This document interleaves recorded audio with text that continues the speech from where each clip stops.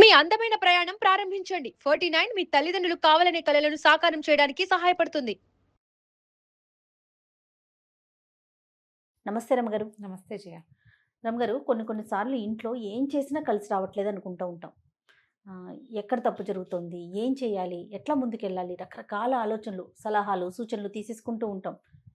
ఏదో సగం సగం చేస్తాము, మళ్ళీ ఇది కాదని ఇంకొక చోటకి అట్లా వెళ్తూ ఉంటాం కదా! అసలు ఎలా ఉంటే మన ఇంట్లో ఇల్లు అంటే కలిసి వస్తుంది అనుకోవటానికి ఓ లక్షలు లక్షలు వచ్చేయక్కర్లేదు. హ్యాపీగా, సాఫీగా జరిగిపోతే చాలు అనుకునే వాళ్ళు కూడా చాలామంది ఉంటారండి. హ్యాపీగా సరిపోతే చాలు అనుకునే వాళ్ళకి ఇబ్బందే లేదు. అలా కాకుండా కలిసి రావట్లేదు, బిజినెస్ పెద్దది పెట్టారు, కలిసి రావట్లేదు. ఎప్పుడు కూడా థింక్ బిగ్ అని ఒక పదం వింటుంటాం మనం. అవును కదా. అవును. గెయిన్ స్మాల్ అనేది ఒకటి యాడ్ చేసుకోవాలి. దానికి చిన్న చిన్నవి లాక్కోండి. ఆలోచనలు పెద్దగా ఉన్నా థింక్ బిగ్ మనం అందరం పెట్టుకునే క్యాప్షన్ మన ఇళ్లలో కొన్ని చోట్ల కాగితాలు అంటించుకుంటుంటారు. Think big, do it now, అవన్నీ ఉంటాయి. అవునవును. డూ ఇట్ నౌ ఉంటుంది, థింక్ బిగ్ ఉంటుంది. గెయిన్ స్మాల్, చిన్నవి సంపాదించు. చిన్న చిన్న సంతోషాలు, చిన్న చిన్న ఆనందాలు, చిన్న సహాయాలు, చిన్న రాబడులు. 10 చిన్న రాబడులు ఒక పెద్ద రాబడితో సమానం. తలా ఒక చోట నుంచి 10,000, 8,000 చొప్పున వస్తే 10 చోట్ల నుంచి వస్తే అది 80,000 లేదా 1,00,000 అవుతుంది. ఎప్పుడు కూడా కలిసి రావట్లేదు అనుకున్నప్పుడు పెద్ద వాటికి పెళ్ళొద్దు. ఇది చాలా పాత ఉపాయం చేయ. పాతకాలంలో ఎలా చేసేవాళ్ళు, చాలా బహుపాతది కాణీలు, అర్ధనాలు, దమ్మిడీలు ఉండే రోజుల్లో మనం కూడా ఇప్పుడు చేస్తూ ఉంటాం. చాలామంది కనెక్ట్ అవుతారు ఈ పాయింట్కి.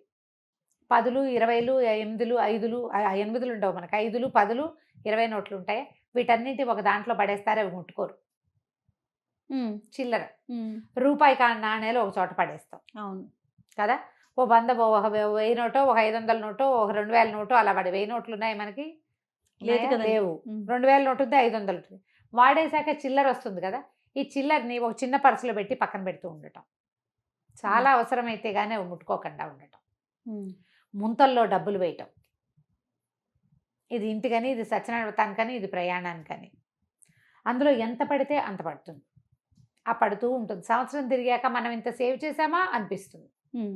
చిన్న చిన్న మొత్తాల్లో మదుపులు పెట్టడం, ఇలాంటివి మనకేంటంటే తర్వాత కాలంలో హెల్ప్ అవుతాయి. ప్రధానంగా పక్కన పెట్టడం అనేది ఒక మైండ్ సెట్ ఉంది చూడు, అది మనకి కలిసి రాని రోజుల్లో హెల్ప్ చేస్తుంది. కలిసి రాకపోవటం అనేది సమస్యే, కానీ మైండ్ సెట్ మార్చుకుంటే మనకి కలిసి రాకపోయినా కలిసి వచ్చినట్టే. కోట్లు కలిసి రావు, లక్షలు కలిసి రావు. ఇప్పుడు కోట్లు ఎవరికి ఉంటాయి ఐడియా? లక్షల్లో సంపాదించే వాడికి కోటి ఐడియా ఉంటుంది, వేలల్లో సంపాదించే వాడికి లక్ష ఐడియాలో ఉంటుంది. అంతే కదా. ఒక 30,000, 50,000 సంపాదించుకునే వాళ్ళకి 1,00,000 జీతం ఎప్పుడవుతుందా అని చూస్తారు. అవునండి. ఆ 1,00,000 అయ్యాక ఏమేం చేయొచ్చో ఆలోచిస్తారు. కానీ 50,000 జీతం ఉండగా మనం ఏం చేయగలుగుతున్నామో 1,00,000 వచ్చాక కూడా మనం అదే చేయగలుగుతాం. ఎందుకంటే మనకి పక్కన పెట్టడం ప్రాక్టీస్ లేదు. ప్రతిదీ పక్కన పెట్టడం ప్రాక్టీస్ చేయండి, కలిసి వస్తుంది గ్యారంటీగా. అది ఎక్కడి నుంచి స్టార్ట్ చేయాలి తెలుసా? మూకుడులో వేసే నూనె నెంబర్ 1. తాలింపు దినుసులు అన్ని పొయ్యొద్దు, ఇన్ని వేయండి, ఇంకో రోజుకుంటుంది. బియ్యం డబ్బా నిండా పోయకుండా అన్ని గింజలు వెనకేయండి. మనం చిన్నప్పుడు చెప్పేవాళ్ళు, నీకు గుర్తుందా? సంచిలో వెనకాల కొంచాలి, డబ్బా ఖాళీ చేయొద్దు. దాని వెనకాలన్న విశ్వాసం ఇదే. అవును.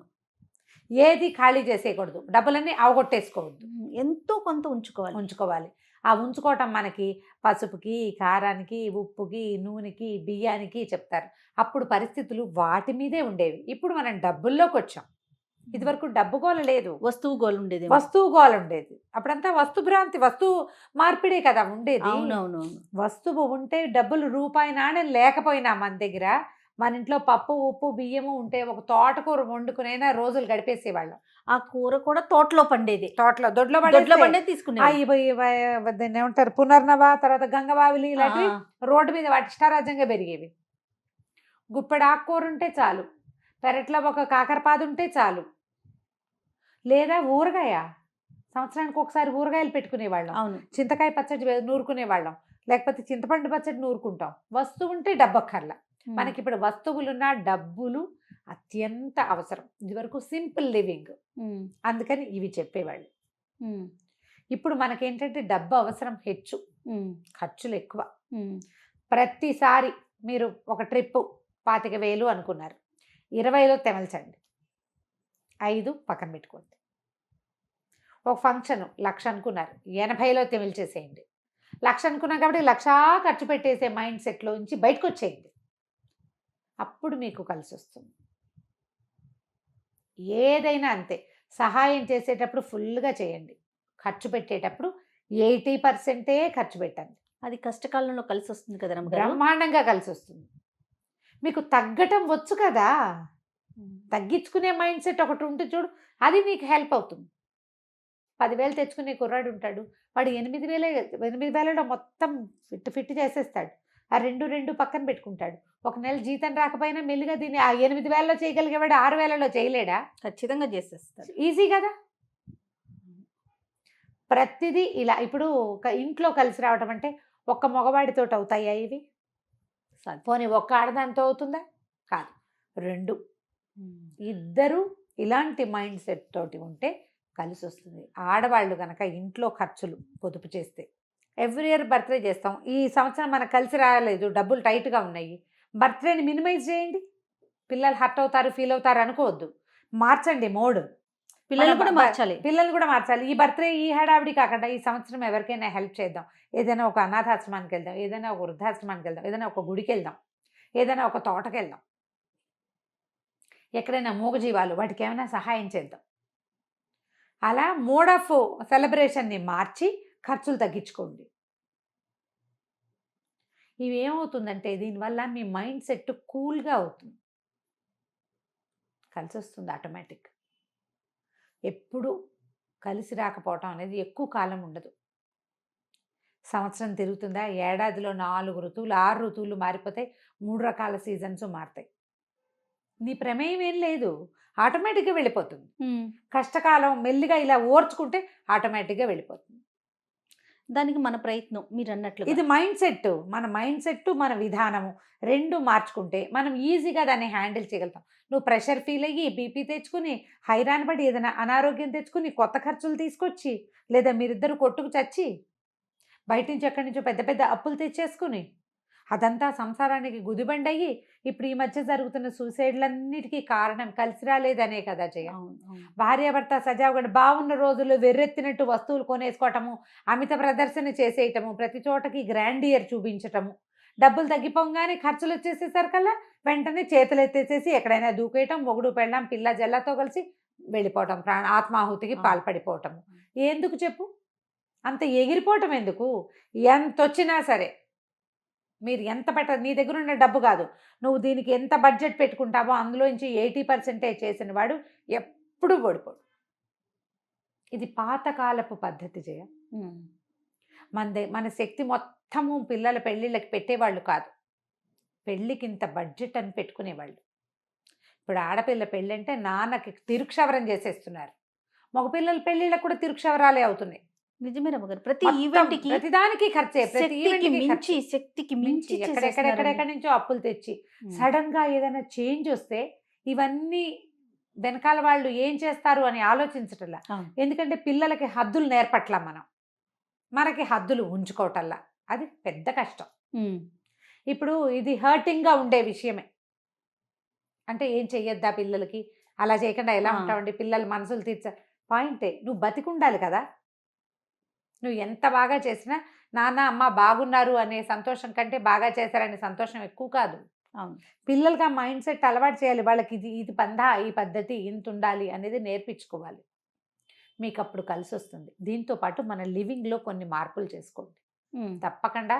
ఇవి ఎసెన్షియల్ థింగ్స్: భగవద్ధ్యానం, దేవాలయ దర్శనం, ఇతరులకి సహాయం చేయటం, ఏదైనా తేడా రాగానే దుర్భాషలు ఆడకూడదు. మీరు నోరు వదిలేస్తే రేపొద్దున మీకు సహాయానికి ఎవ్వడూ రాడు. ఈ 4 పద్ధతులు కుటుంబానికి అలవాటు ఉండాలి. ఉండి పిల్లలు కూడా అది కనుక నేర్చుకుంటే మీకు కలిసి రాని రోజున ఈ 4 మీకు ప్లస్ అవుతాయి. ఇల్లు శుభ్రంగా ఉంచుకోవటం, ఉమ్, ఇంట్లో చెత్తలు నెగిటివ్ ఎనర్జీని చేరనివ్వద్దు, ఉమ్, మిమ్మల్ని కాలు పుచ్చుకుని కిందకి లాగేసేవాళ్ళు లేదా డిస్కరేజ్ చేసే వాళ్ళతో ఫ్రెండ్షిప్లు ఉంచుకోకండి.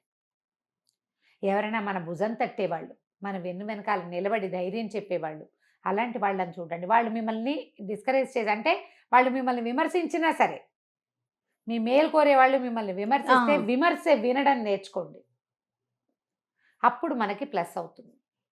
జీవితంలో ముందుకెళ్ళాలంటే చాలా ప్రధానంగా విమర్శ వినడం నేర్చుకోవాలి. విమర్శ నుంచి పాఠం నేర్చుకోవాలి. ఇది అవసరం. పిల్లలకి విమర్శలు వినడం నేర్పించండి, లేకపోతే చేయలేం. అంతే. ఇప్పుడు ఇవన్నీ ఎలా ఉంటాయి, ఒడ్డు మీద కూర్చుని గట్టును కూర్చుని చెప్పే కబుర్లలాగా ఉంటాయి.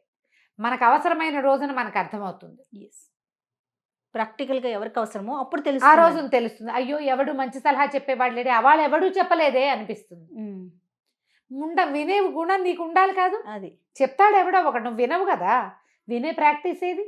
వినడానికి ఎంత వినయం కావాలి. అవును, వినాలి కదా. నా డబ్బు నాకు ఇంత వినాలి, ఆచరించాలి కూడా. రమ్మగారు కొంతమంది చూడండి వింటారు, ఏం చేయరు. మనం ఏం చెప్పినా కరెక్ట్ కరెక్ట్, అసలు వాళ్ళు వాళ్ళని చూస్తే మనం ఇమీడియట్ గా ఫాలో అయిపోతారు అనుకుంటాం. ఏం వినరు. ఇక్కడికి ఎక్కదండి. అదే చెవిలోకే, ఒక చెవిలో లోపలికే చెవిలోకి వెళ్తుంది అంతే. వెళ్ళిపోతుంది. అలా చెయ్యొద్దు. అప్పుడు మీరు ఎప్పుడూ డౌన్ అవ్వరు. ఒకవేళ డౌన్ అయినా చక్కగా లేచి నిలబడతారు, దిగిపోరు. డౌన్ అవటం వేరు, కుంగిపోవటం వేరు. అంతే కదా. కింద అవుతారు కానీ కుంగరు. మనకి కుంగుబాటు వద్దు అసలు. అప్పుడప్పుడు కిందైనా, ప్రతిసారి సైకిల్ చక్రం జీవితం కిందైన భాగం పైకి రావాల్సిందే, గ్యారంటీగా వస్తుంది. నమ్మికతోటి ఉండాలి. ఇప్పుడు నమ్మాలంటే మనకి ఒక ఆసరా కావాలి, దానికి భగవద్ ధ్యానం కావాలి. ఒక ఆసరా కావాలి, ఫ్యామిలీని మనతో ఉంచుకోవాలి. ఒక ఆసరా కావాలి, ఫ్రెండ్స్ని మనతో పాటు ఉంచుకోవాలి. నోరు మంచిదైతే ఊరంతా మంచిదవుతుంది ఖచ్చితంగా. కాబట్టి ఈ పద్ధతుల ప్రకారం చూడండి. మీరు ఒకవేళ డౌన్ అయినా ఏమీ భయపడద్దు. మాకు చాలా కష్టాలు ఉన్నాయని ఎవరికైనా చెప్పుకుని వాళ్ళు పోసేసుకోవటం కాదు. నిజంగా మీకు సలహా చెప్పగలిగే వాళ్ళు ఎవరో, మీకు దగ్గర వాళ్ళు ఎవరో వాళ్ళతో మాట్లాడుకుని సార్ట్అవుట్ చేసుకోండి. మేము చాలా కష్టాల్లో ఉన్నామని చెప్తారు పాపం కొంతమంది. వాళ్ళ కష్టాలు వింటే ఏం ప్రయోజనం? నీకు సలహా కావాలి కదా, సహాయం కావాలి, సలహా కావాలి. అది సరైన పర్సన్ అయి ఉండాలి. ఆ రెండు చేయగలిగే వాళ్ళు మన కుటుంబ సభ్యులు, మనకు సాన్నిహిత్యం ఉన్నవాళ్ళు, వాళ్ళు చేయగలుగుతారు.